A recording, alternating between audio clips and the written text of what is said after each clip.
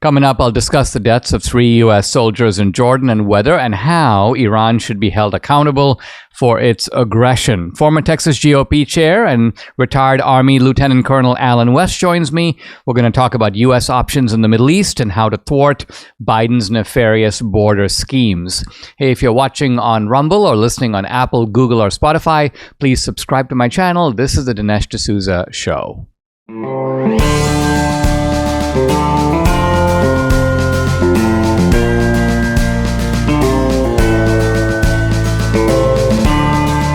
America needs this voice. The times are crazy. In a time of confusion, division, and lies, we need a brave voice of reason, understanding, and truth. This is the Dinesh D'Souza Podcast. Just a few months ago in September, Jake Sullivan, the National Security Advisor, said, I'm quoting, "The Middle East region is quieter today than it has been in 2 decades." Yeah.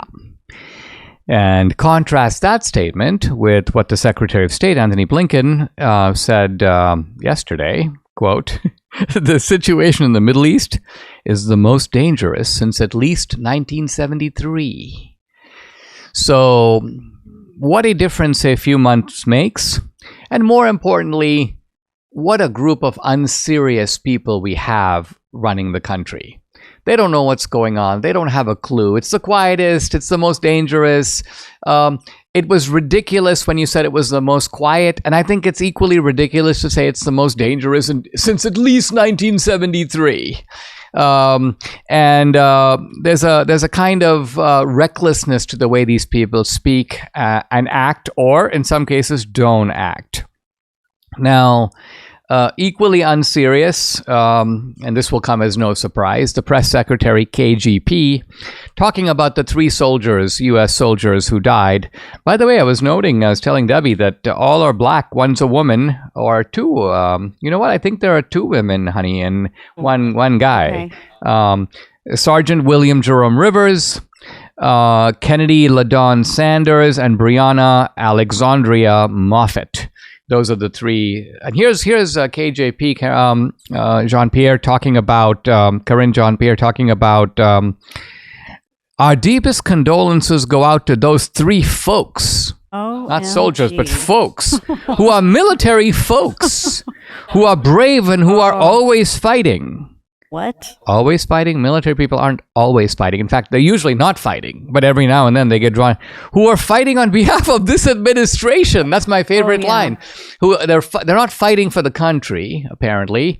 They're not fighting out of patriotism. They're not fighting for a cause. They're fighting on behalf of this administration.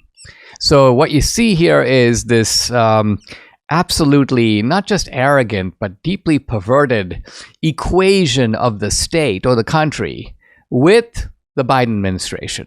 The whole point about politics is that those 2 things are not the same. The one may be representing the people in defending the other, but for KJP, it's probably for Biden. He's fighting for me. These 3 guys were fighting for me and my ideas, my policies. Wow.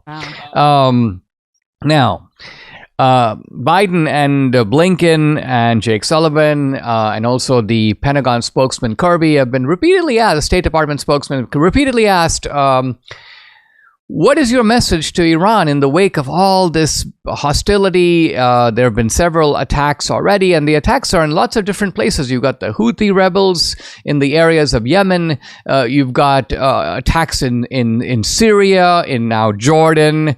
Of course, the ongoing conflict in Israel. Which is being stoked by Iran. What is your message to the Iranians? And Biden and Jake Sullivan and Blinken have all pretty much said the same answer. Don't do it. That's it. Don't do it. We've already warned them. Don't think about it. Don't do it. Evidently, the Iranians have been undeterred by these kinds of warnings, and they keep doing it. They keep going ahead and launching these attacks. Now, Biden reportedly is supposedly considering some kind of retaliatory action. It was supposed to be announced, I believe, yesterday. As of today. It hasn't been announced yet. We'll see. But a very interesting detail in a New York Times article that says that one senior official who spoke on condition of anonymity said the United States did not believe Iran was intending to start a wider war, but he cautioned that analysts were still gathering and evaluating information to determine whether Iran ordered a more aggressive attack or a militia group decided to do so on its own. Now, these are Iran-backed militias. But evidently, Biden has been holding off in dealing with Iran for the simple reason that he's like, I don't want to believe it's Iran. Maybe it's not Iran. I don't think Iran really wants a wider conflict. So maybe the militia group is doing this on its own. Now, again, this is foolishness. I don't believe the Biden people, though, genuinely are fooled. They're not saying this because they cannot, because they're making that they think that these independent groups are independent. No, the independent groups are acting at the behest of Iran. They are pawns of Iran. It's like Iran is the chess player and these are the bishops and knights on the board. So bishops and knights don't move themselves. Iran moves the bishops, Iran moves the knights. And I believe the Biden people know this. They're trying to get Iran off the hook. This is part of a larger pattern of the United States subsidizing Iran. And this is really why I don't fully agree with the idea that Biden is merely weak. Yes, he is weak. I mean, look at him. He's just a pathetic, kind of a hollow man. But that's not the full explanation of what's going on, because going back to Obama, the United States has been subsidizing Iran, encouraging radical elements in the Middle East more generally. Obama, for example, was encouraging the Muslim Brotherhood. He was stoking the so-called Arab Spring to overthrow U.S. allies in the region. Of course, he sent money to Iran. He wanted to revive the Iran deal, which would essentially protect Iran while it was trying to move closer to building a nuclear weapon. So all of this is very bad stuff that is going on from Biden. In a way, encouraging America's adversaries. I think part of the Obama project continued. Now, Lindsey Graham understands that Biden's a failure. Who wouldn't? And Lindsey Graham says, interestingly, that our forces in Jordan and Syria are there to protect the American homeland and to provide stability in a troubled region. Now, there are two things said here that are not equivalent, and in fact, one of them is not true. How are our forces in Jordan and Syria protecting the American homeland? Well, I guess the reasoning goes something like this. The terrorists are striking over there, and if we didn't fight them over there, they would strike over here. I think this is a non sequitur. It's not obvious that the people who are it's not obvious that the Houthis would be fighting over here. Now, it could be that as this battle goes on back and forth, the United States gets involved in wars over there, that they say, all right, well, now let's send some people through the southern border to the United States and give them a taste of what these attacks feel like inside of their own shores. That could very well happen, and that too is being enabled by the Biden administration. But Lindsey Graham goes into a kind of paroxysm of excitement here. He says, we've got to strike targets of significance inside Iran. He goes on to say that hit Iran now, hit them hard. And if you just look at the reaction to Lindsey Graham's post about this, it is, I would say, 95% negative. You filthy, pig-faced hypocrite. Stop trying to start wars. You're really bad at it. A black guy, nigga, N-I-G-G-A, shut up. Isn't this encouraging violence on X? Is that you or John McCain speaking? Declaring war on X? This is a first? Why do you have a boner for attacking Iran all the time? How many members of Congress hit them with what? They, them pronouns? So, and on like this it goes. And this reflects, I think, a debate on the Republican side about how to respond in these situations. And very often people look at this debate, I think, in simplistic terms. They go, either it is the US goes to war, and of course here's Lindsey Graham, unfortunately, using the kind of rhetoric that would suggest a war. I mean, if the United States attacks Tehran, starts blowing up, let's just say, facilities, communication centers, and so on in Tehran, that's a declaration of war, whether it's declared or not, whether or not congressional approval is secured or not. Basically, we're at war with Iran. And so that's one end of the spectrum. The other end of the spectrum is essentially, let's just stay out of it. Why are our troops even there? Why do we have 3,000 troops in Jordan? We didn't have 3,000 at the end, even in Afghanistan. So why are these U.S. troops targets or sitting ducks, if you will, in so many places in the world? And then somebody attacks them, usually out of their own local motives. They're fighting over some piece of land, or they're fighting over some disputed treaty. And we are on the receiving end. And then we're like, okay, let's go hit Tehran. And so the other point of view, it's not isolationist, but it's in that direction, is let's take care of our own problems. And the question I want to raise, and I'm going to be talking to Lieutenant Colonel Alan West a little bit later coming up next in the podcast, I'm going to ask him, is there kind of maybe a middle position between this kind of isolationism on the one hand and going to war with Iran on the other?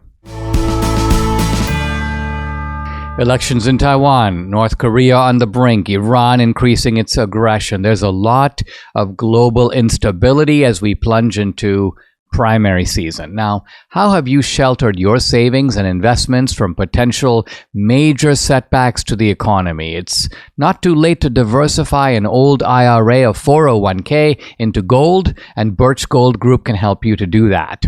As opposed to many other investments, gold thrives in times of uncertainty and is an important part of diversifying or balancing your savings. It's part of my savings strategy, and here's how Birch Gold can help make it part of yours. Birch Gold will help you convert an existing IRA or 401k into a tax-sheltered IRA in gold. And it doesn't cost you a penny out of pocket. Just text Dinesh to 989898 for a free information kit. With an A-plus rating with the Better Business Bureau, countless 5-star reviews, thousands of happy customers, I encourage you to arm yourself with the knowledge of diversification through precious metals. Text Dinesh to 989898. Claim your free information kit. Protect your savings with gold today. I recently read an article that said 84% of New Year's resolutions fail in the first 6 weeks. Kind of got me thinking about PhD weight loss and nutrition and why it's been such a success for Debbie and for me. Why we haven't gained weight back after we lost it. I lost 27, Debbie lost 24. Well, according to the article, most people blame their failure on lack of time, motivation, and a loss of zeal. As I was reading, I can see why we have been successful on this program. It's because they make it simple. It doesn't take a lot of extra time. They're masters of motivation. You have a team of coaches by your side the whole time, and you don't lose your zeal because every week you make measurable strides, so you're excited about moving forward and losing more weight. Don't make getting healthy another New Year's resolution fail this year. Call PhD Weight Loss and Nutrition. Make 2024 your year. Here's how you do it. Call 864-644-1900 to get started. You can also go online at myphdweightloss.com. Don't do this alone. The number to call, write it down, 864-644-1900. Guys, I'm really happy to welcome to the podcast our friend Alan West, Lieutenant Colonel, retired, candidate for chairman of the Dallas County Republican Party, former chairman of the Texas GOP, former congressman from Florida.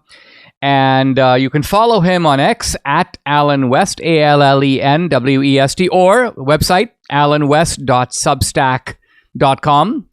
Alan, thanks for joining me. Really appreciate it.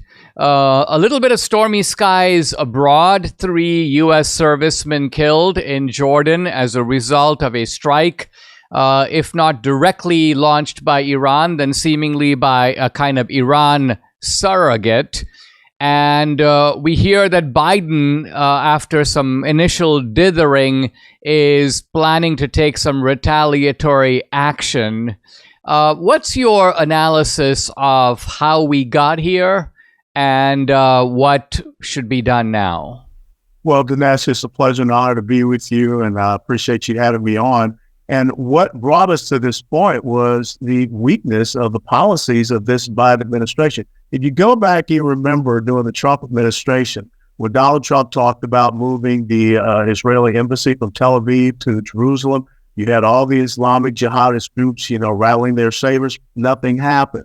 When you look at how the Trump administration was tough on Iran as far as enforcing those sanctions, well, you had driven many of these Islamic jihadist groups, which are clients of Iran, to try to raise money by having lemonade stands and bake sales.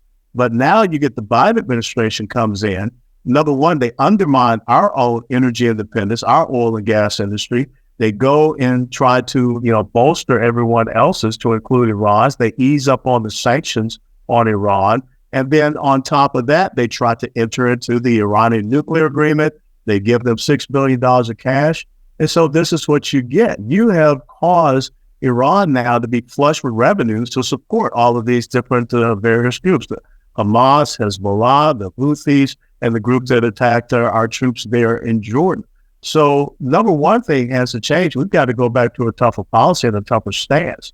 And when you listen to the Biden administration, they continue to start off by saying what they're not willing to do.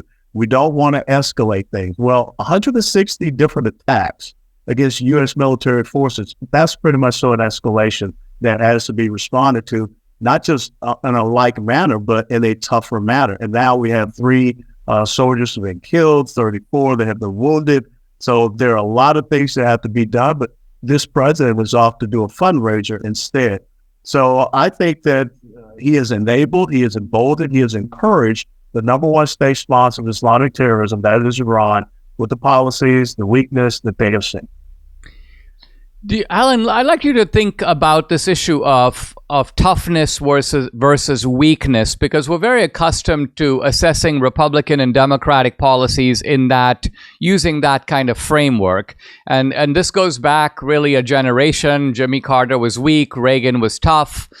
But a couple of things you said raise a doubt in my mind as to whether we're dealing with classic weakness here. And I say that because weakness would be, I underestimate my adversary, I'm not properly prepared, I perhaps expect, they have more goodwill than they in fact have. And that would be the classic kind of signature of weakness.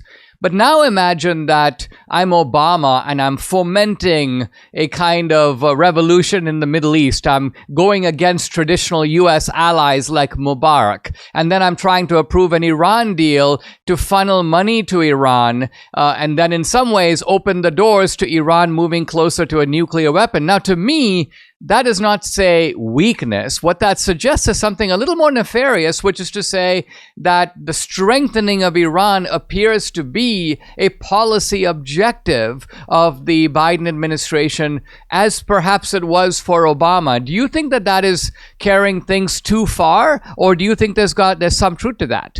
No, you're not carrying things too far in any way, shape, form, or fashion. It's a combination of both. I mean, when they look at Joe Biden, they see the weakness.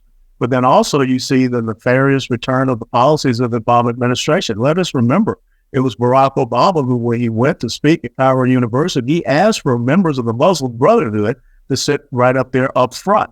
And when you think about the plane of cash, undisclosed, blacked out, flying in the middle of the night to Iran, and again, the policies of the Obama administration, which are carried over into the Biden administration as well. So yes, there is some nefarious activities.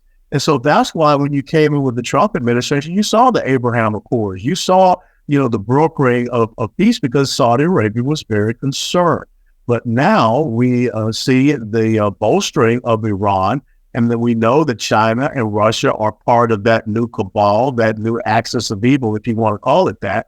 But I think that combination of the policies and the exuding of the weakness, you served in the Reagan administration. And you remember that Ronald Reagan had a mantra with his foreign policy that applied to his national security policy of peace through strength.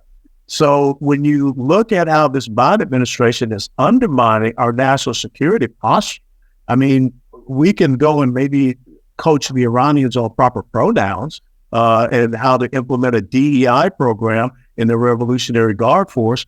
But when they know that we are not meeting our recruitment goals, and oh, by the way, if you haven't paid attention, the Navy and the Army are lowering their recruitment standards to try to make numbers.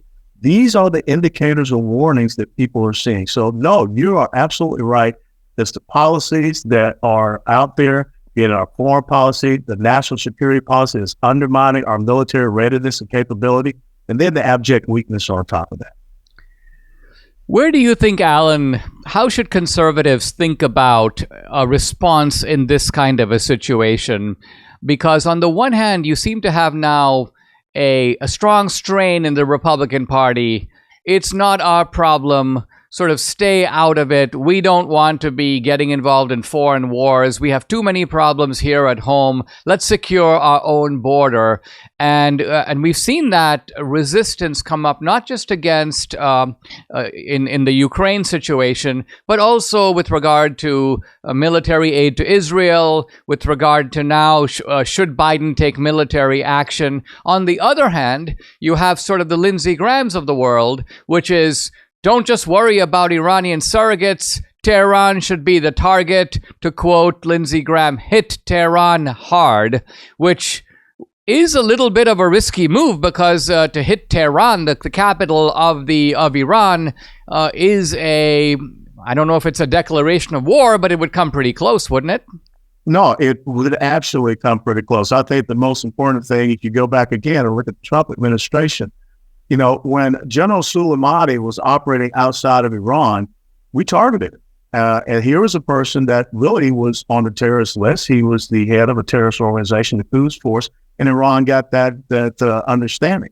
So you look at the capability and capacity for them to be able to export their terrorist exploits outside of Iran. You look at the capabilities and capacities that are there that enable them to, you know, interdict the sea lanes of commerce and supply lanes, how they are able to get this equipment out there. I would go after Iranian groups that are operating outside of Iran, in Syria, in Iraq, that type of leadership. I would look at these respective different groups and look at, you know, how Iran is supporting them and going after them as well. So it's about, you know, going, and if you look at concentric circles, I think that we want to start reducing some of those outer circles. You know, in World War II, we didn't start out by going right at Berlin. We didn't start out by, you know, trying to go right into Tokyo. I mean, we did have the Doolittle bombing raid. That was more of sending out on a message and an encouragement to ourselves. But we looked at the periphery and we started to shrink their sphere of influence. And I think that's what we need to do. And number one thing is we got to get back to our oil and natural gas industry and building up our energy independence once again and enforcing the sanctions against Iran. Economically, that's what you want to look to do.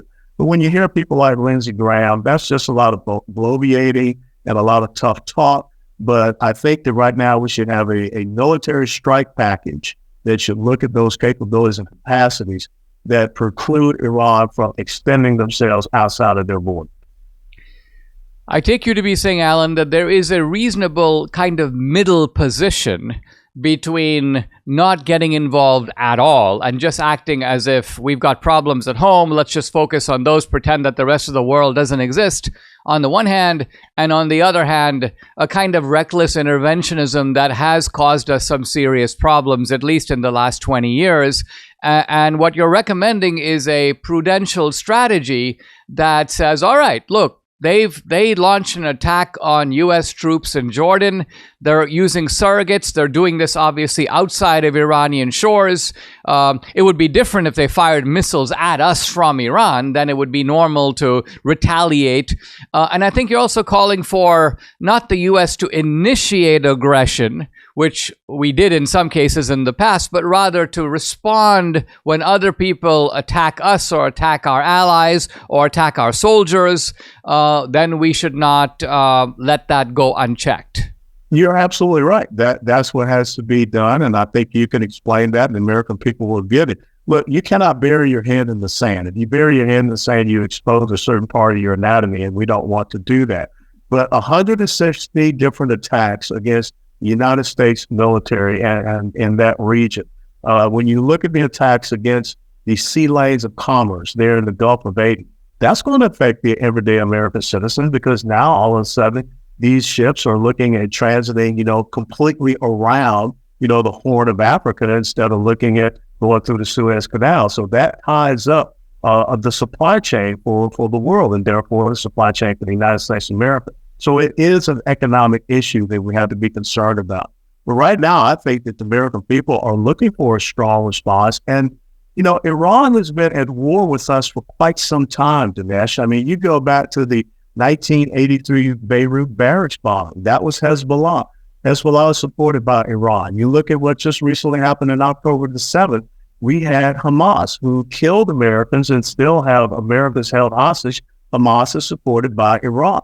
So at some point in time, we have to say, let's go after them trying to extend themselves outside of the borders of their country and preclude them and separate that tie that they have with these Islamic terrorist groups, these client groups that they're supporting. When we come back, Alan, I want to ask you, I want to change topics to not entirely, but I want to talk to you about Texas and about the border. Mm-hmm. With each year that passes, the term health goals takes on more and more importance for Debbie and me. In our younger days, feeling great, feeling healthy was just something we took for granted, but now it's become an active goal in our life. That means we do specific things to help us get there. One of the things we do is this, balance of nature. We take fruits and veggies in a capsule every day. So easy to take. Why did we choose balance of nature? Well, there's a bunch of reasons, but probably one of the most important is that they are always made from whole food ingredients. Have you started getting more serious about your health goals like we have? I strongly urge you to check out Balance of Nature. Whether you order online or call them direct, you need to use the promo code AMERICA to get the special offer, 35% off. Here's the number to call, 800-246-8751. Once again, it's 800-246-8751, or you can go to balanceofnature.com. When you use discount code AMERICA, you'll get 35% off. We all know that aches and pains come with getting older, but it doesn't mean you have to accept it. That's why I want to tell you about Leah from Ohio and her Relief Factor story. So one Sunday, Leah was sitting on her couch in so much pain, she was literally in tears. That's when she decided to try Relief Factor. In just 8 days, she found relief, and she continued, in her words, to get better and better. She says, quote, "I am truly amazed at this product. We know from personal experience that it works. Debbie can now do planks and push-ups, which for a long time she wasn't able to do. So if you're tired of living with aches and pains, see how Relief Factor, a daily drug-free supplement, could help you feel and live better every day. To get started, try the Relief Factor 3-week Quick Start Kit right here. It's only $19.95 and comes with a feel better or your money back guarantee. Go to relieffactor.com or call the number 800-4-RELIEF. Again, 800-4-RELIEF, or go to relieffactor.com. You'll feel the difference. I'm back with Lieutenant Colonel Alan West, who's running for chairman of the Dallas County Republican Party. He is former Texas GOP chair. He's also written several books: Hold Texas, Hold the Nation, We Can Overcome, Guardian of the Republic. You can his website, alanwest.substack.com. Alan, let's talk about the border. There is seemingly now in committee and about to be voted on, Marjorie Taylor Greene has been pushing an impeachment resolution against Mayorkas. So you got that going on. You've got Dallas putting up wires and fences in Eagle Pass, and a seeming showdown with the Biden administration over whether Texas has the right to continue to do that. And then you have this backroom type of deal that the Biden administration seems to be trying to work out with the cooperation of some Senate Republicans to get Biden off the hook on the border, where Biden can say, okay, guys, we've made a bipartisan deal and you can stop blaming me for the border. As you look at all this going on, do you think that this is really, well, first of all, with regard to Mayorkas, let's start there. Debbie's point is, hey, they want to impeach Mayorkas and he deserves to be impeached, but isn't it true that Mayorkas himself is a vessel? He's a mouthpiece. He's carrying out the policies of Biden. So it's not as if getting rid of Mayorkas will solve anything, will it? No, it is not, because he'll be replaced by another sycophant and mindless lemming of the Biden administration that will continue to carry out their unconstitutional actions down along the border. Look, this all goes back to January of 2021, February of 2021. Joe Biden made the decision that he would violate the Constitution of the United States of America, the Guarantee Clause, Article 4, Section 4, which says that the federal government is supposed to guarantee to every state protection from invasion. He changed all the policies of the Trump administration. He said that our border was wide open, and now we're at the point, 6, 7, 8, who knows how many millions. And then on top of that, the millions of gotaways that we don't even know, single military age males, which is very, very disconcerting. So I think the thing that we are looking at, Dinesh, is an incredible constitutional crisis in the United States of America, where why? Number one, the executive branch says we're not going to abide by and follow the constitutional enumerated duty and responsibility that we have. Number two, we have a Supreme Court that says that the federal government does not have to follow the enumerated duty and responsibility that they have. And furthermore, that a state under Article 1, Section 10, Clause number 3, which gives them that enumerated power, if the federal government abdicates it, they're not allowed to do anything and have no recourse. So basically, we have everyone saying that the United States of America is wide open with this administration. And shame on these Senate Republicans and all of these people that are sitting around talking about, we need to have a new law. No, we don't need to have any new laws. We just need to enforce the laws that are already there. And we need to have Joe Biden go back to the policies that worked previously. And he is responsible for this. He made this decision willfully, purposefully, and intentionally.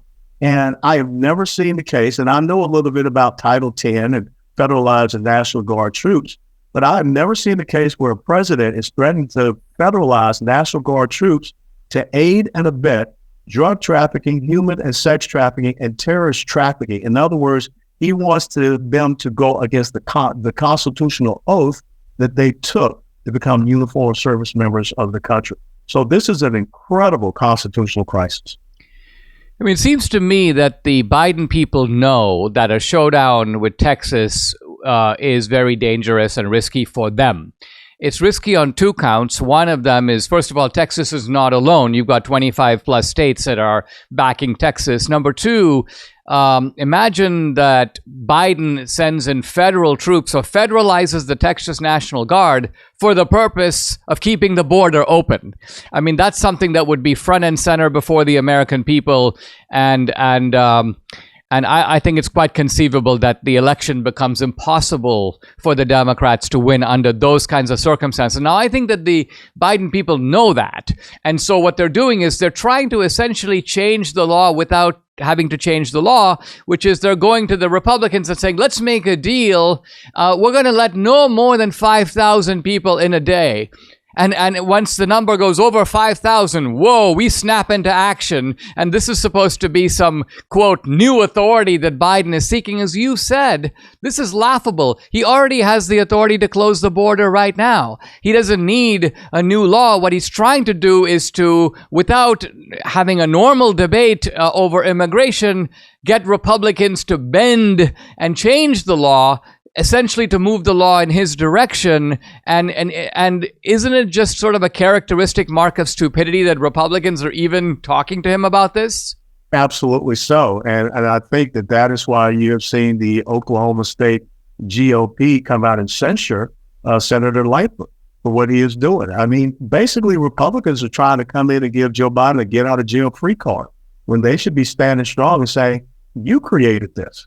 And so you have a responsibility for this. And it is very clear of that responsibility in the Constitution. it is very clear that the supremacy clause does not work in this case, Article 6, Section 2 of the Constitution, over the state of Texas, because three very important words: in pursuance thereof. What Joe Biden and this administration is doing is not in pursuance thereof to the rule of law, to our Constitution. He is violating, and truthfully, he's committing an act of treason against the United States of America. That's what Republicans should be talking about, especially right now when you know that the border is the number one issue. That was the number one issue for voters coming out of the New Hampshire primary.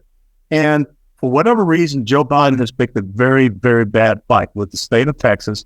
It's the wrong hill for him to choose to die on. But again, as you just articulated, when you can go to the useful idiots, that's what Lenin called them, of the Republican Party, and get them to buy into bailing you out, this is why he can act arrogant. This is why he can take off with all the things that are happening in this country and just go and have a couple of fundraisers in Florida right now. Let's try to understand the psychology of a guy like Lankford. I mean, there are different ways to look at it. One way is that America is run by a uniparty and you don't really even have two legitimate parties. Another way is to look at Lankford and others like him as being sort of rhinos or Republicans in name only. I've sort of resisted both those explanations because I think that there are legitimate differences between the parties. Even if they act sometimes in the same way, they're not acting in the same way for the same reason. Like the Republican may be doing it out of timidity of fear, which is not a good reason to act, but it doesn't mean you're doing it for the same corrupt motives as the other side. So giving a guy like Lankford the benefit of the doubt, I'm just trying to look at the world as he sees it, because I saw a brief clip of him and he was saying something to the effect of, well, we shouldn't just try to make the border into an election issue, almost implying that Republicans want the border to be as bad as possible so they have the best chance of winning in November. And Lankford said, we Republicans are here to govern, we're here to make policy. So he was kind of acting like he's the policy guy, and Republicans who oppose the deal with Biden don't really care about the border and are simply using it as a whipping boy for election propaganda. How do you assess this counter argument by Lankford? Well, James Lankford and I were elected to the United States House of Representatives at the same time back in 2010. I don't understand his logic. I don't understand what he's trying to explain. This is not a political issue. This is a national sovereignty issue. This is a constitutional issue. This is not about anyone coming along and saying that we're going to create something new that will alleviate this issue and this situation, which is of the doing unconstitutionally, as I said, of President Biden. This is where this responsibility, this is where this challenge came from. This is the open borders agenda of the progressive socialist Marxist left. And why would we want to stand up and try to give them a pass on it? So I think that if you are truly standing up as a constitutional conservative, if you are truly standing up as a loyal opposition in the Republican Party to the Democrat Party, you'll be articulating these things and not sitting around behind closed doors and try to come up and develop this new policy or this new law, this new agreement. We don't need anything new. Like you said, just go by the laws that we had. Go back to, what we saw, remain in Mexico. Go back to saying that you don't get to come into this country illegally. There's a front door, and we want you to come through the front door. But when you look at the situation that's been exacerbated now, because the cartels are a transnational narco-criminal terrorist organization, they're going to work with Iran. They're going to work with anybody that will get people into this country illegally, to include terrorists themselves.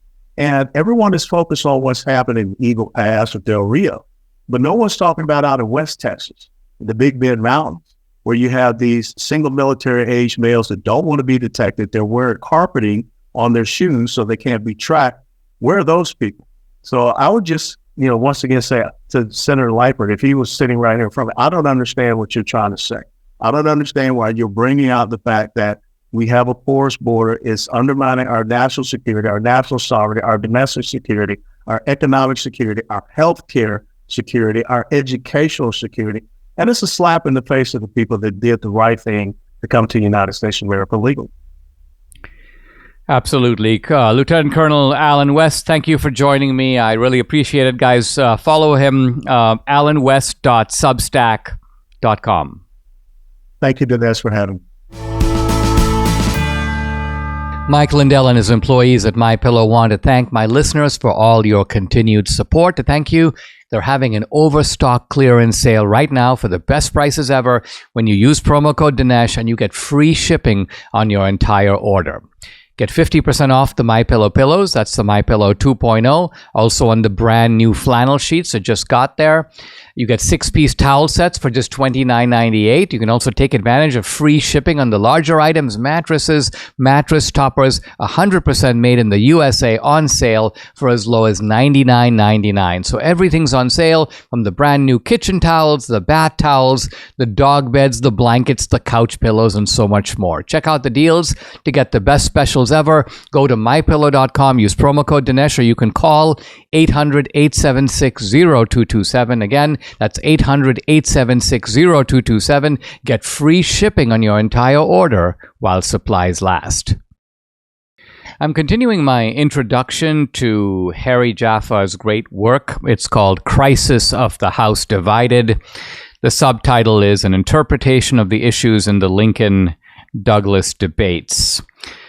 This is a book that is very deep because it is anchored in not only American history, a detailed understanding of American history and the things going on in the middle of the 19th century leading up to the Civil War, but it's also anchored in a study of the American founding, which is what Lincoln and Douglas were arguing about. What does the Constitution say? What does it mean? What's the relationship of the Declaration of Independence to the Constitution? And then behind that, something even, I would say, deeper, which is classical political philosophy. In other words, the basic questions of what it is. What does it mean to be human? What does it mean to come together in a political community? What is the relationship of morality, standards of right and wrong, to political conduct? This is really what was going on in these debates, and Jaffa masterfully shows this. Now, what makes all of this quite amazing, the debates themselves, is that these were public debates. They were debates held typically in open arenas without microphones, Lincoln and Douglas speaking to large crowds. Douglas was the more accomplished orator, but Lincoln too had a very distinctive voice, a very distinctive way of speaking, and so people would stand riveted for an hour and a half, 2 hours, 2.5 hours. Opening statements were lengthy, and they would do this even though the topics being discussed were of the utmost depth and gravity. So that's one thing to keep in mind. It's a very rich topic, the debates themselves. And then we have here a very rich book that is a commentary, an analysis of the debates that adopts the debating or Socratic style of argument. The book itself does that. So in other words, normally when you write a book about a debate, you go, well, this is what Lincoln said, this is what Douglas said. But this is not what Jaffa does here. He adopts the position of Douglas for the first half of the book. He becomes Douglas. He tells you why Douglas basically is right. He blasts Lincoln. He lays it out the way Douglas would, taking Douglas's side and advocating for Douglas. And in the second half of the book, he turns around and he argues for Lincoln against Douglas. And he becomes, in that case, he becomes Lincoln. So this is a very interesting approach, and an approach that's become almost extinct in our own day. And one of the reasons for this is given by Jaffa himself in his introduction, where he says, one of the problems we have today is we look back at history and we sort of look at the way things turned out, and based upon that, we go, well, that guy was wrong. Well, that guy was a fool. And he goes, this is super dumb, because first of all, he says, the people who lived at that time didn't know how it was going to turn out. Douglas didn't know that there would be a civil war. Douglas didn't know that the North would win the Civil War. And so for us to come around later and go, obviously Lincoln was right, obviously Douglas was wrong, obviously slavery is bad, blah, blah, blah. according to Jaffa, this does complete injustice to Douglas. Douglas himself was an extremely sophisticated man. Pretty much all the nonsense that people would say today, he has already thought of. He would have answers for all those things. He is operating in a given place and time. He has to operate with the information available to him. So Jaffa knows all this. And Jaffa says, if we're going to make a real study of the Lincoln-Douglas debates, we've got to get rid of this kind of, you could call it the arrogance of hindsight. And we have to adopt the position of the debaters themselves. And this is what Jaffa is going to call the Socratic style. Now, the exemplar of the Socratic method, oddly enough for Jaffa, isn't Socrates himself, although Jaffa could easily have done that, but Thomas Aquinas.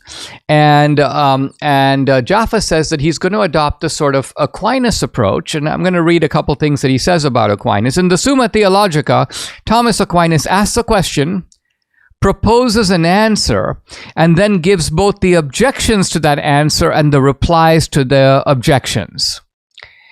And he says, in each case, Thomas gives a response drawn from authority and then his own argument in support of that response, yet the objections elaborate the contentions on the other side, usually with such fullness that the attentive scholar may perceive stronger ground than that occupied by Thomas himself.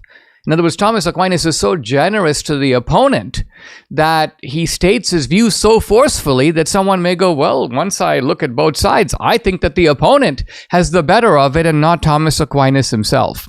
And, says Jaffa, at any rate, I found in this procedure an openness to conflicting opinions for which I could find few, if any, analogs in our own more liberal age. And then Jaffa goes on to say another thing about Aquinas, but Thomas Aquinas is differed from contemporary authorities not only in the habit of stating the arguments on both sides, he did so in the conviction that there was a possibility of reaching reasonable opinions as to where the truth lay in most cases if the arguments, on the contrary, were set forth with sufficient fullness and perspicacity. It was, above all, the belief in the power of reason to guide judgment and therefore to guide human life, not only concerning the true and false, but concerning the good and the bad and the just and the unjust that distinguished his scholarship from, he goes on to say, modern day scholarship. So the second element here is that Lincoln and Douglas were not relativists. They didn't believe, oh, I'm just stating my opinion. I have a right to my opinion. No, Lincoln is saying, I am putting forward my arguments as a claim to truth. And I understand your arguments are also a rival claim to truth. Now, there is only one truth. Both our arguments can't be right. And so the point of the debate isn't merely a show of force or who's the better speaker, but rather a kind of collaborative search for the truth itself. And this is very much the spirit of Socrates. When Socrates would ask questions, in a sense, he's drawing his interlocutor into an exchange, the goal of which is to discover something new and discover something true. And I think that's what gives this book, again, a certain elevated quality. It is debating ultimately the ground of politics itself. What is the true basis for having a just and a free society? Subscribe to the Dinesh D'Souza podcast on Apple, Google, and Spotify, or watch on Rumble, YouTube, and SalemNow.com.